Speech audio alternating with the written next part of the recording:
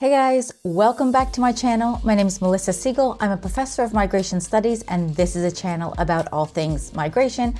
And today I am bringing you along with me on another trip.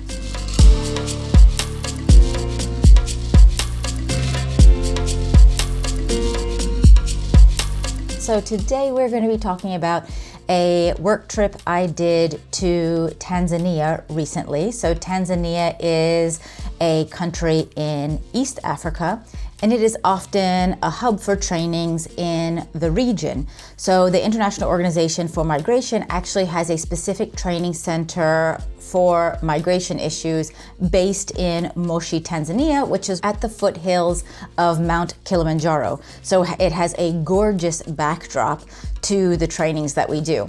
As usual, I had to do a lot of things to get to the country. Luckily, there is a direct flight from Amsterdam to Kilimanjaro Airport, which is a very close then car ride to Moshi.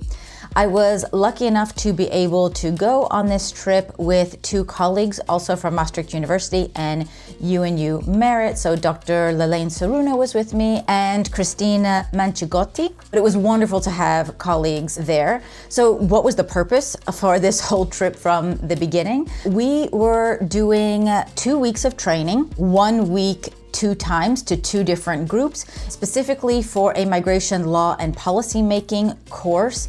It was a full-time residential program held at IOM's Africa Capacity Building Center, or ACBC, in its premises in Moshi, Tanzania. And this was a training for around 40 East and West African officials working on migration issues. And the program was sponsored by the Dutch Repatriation and Departure Service as part of the Ministry of Justice, and also co-funded by the European Union. Now, the whole idea of this program was to build capacity of East African officials on migration issues who were also working within the field. So we had participants from the Gambia, Nigeria, Ghana, Senegal, Uganda, Kenya, and Somalia. So we had students really from a number of different parts of Africa, also coming from a lot of different backgrounds, so working on migration in different ways, some being part of the National Coordination Mechanism, maybe some border guards, but many others from like ministries of foreign affairs or ministries of justice or ministries of labor, or people who were working, directly in like the president or the prime minister's office that have a portfolio dealing with migration issues. So we had 3 colleagues from IOM that also gave trainings. It was Jonathan Martins, who was there for all of the 2 weeks, but also Sophie Nonemaker from the regional office out of North Africa and the Middle East, based in Cairo. And we also had Dr. Abdi Mohammed Hershi, who was a senior regional policy and liaison officer for IOM in the East and Horn of Africa. So we had actually quite a mix of different trainers there. We taught on a number of different issues, some, general migration basics, but really a lot on the situation in East and West Africa, international migration law and human rights protection, migration law and policy, migration policy, managing migration data for optimal policy outcomes. So we had, an entire 1-day workshop just dealing with migration data. And we also had trainings on monitoring and evaluation. So it was a very in-depth, detailed program. So hopefully the students learned a lot, but besides the normal training, we also got to do some other fun activities around the trainings that also helped to create networking and build relationships between the participants, but also between the participants and us. So we had a number of dinners out in the evening for networking and relationship building. We also had a cultural experience every week. We went actually to visit a Maasai village that was about an hour away from the training center.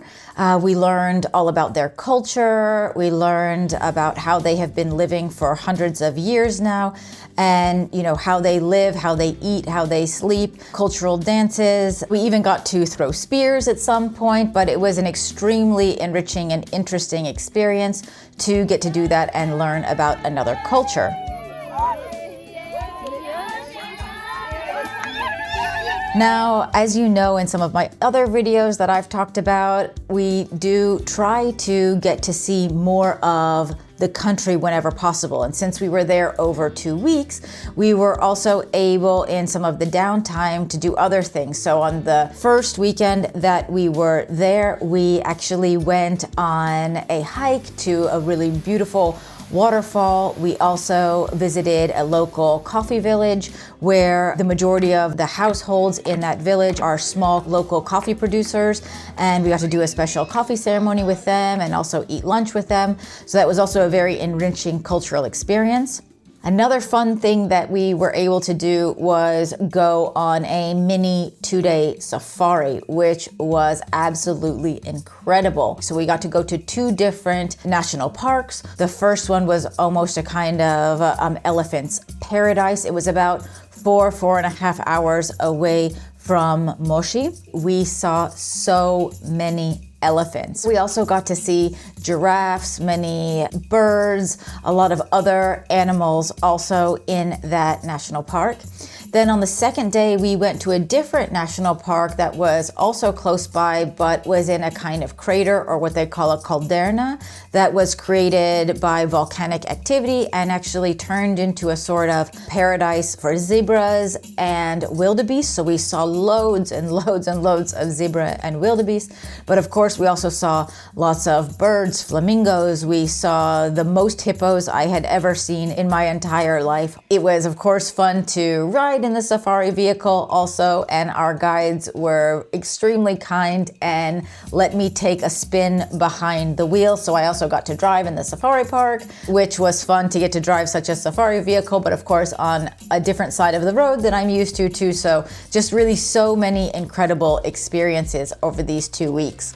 I hope this gives you a little bit of an idea of another kind of work trip that we do there. My work trips are usually very intense, really exhausting on one hand, but extremely enriching on another hand. I was able to build a lot of new relationships, meet a lot of incredible people that I hope to also continue to work with and see. And hopefully this is not my last time to Tanzania. It was really an incredible experience.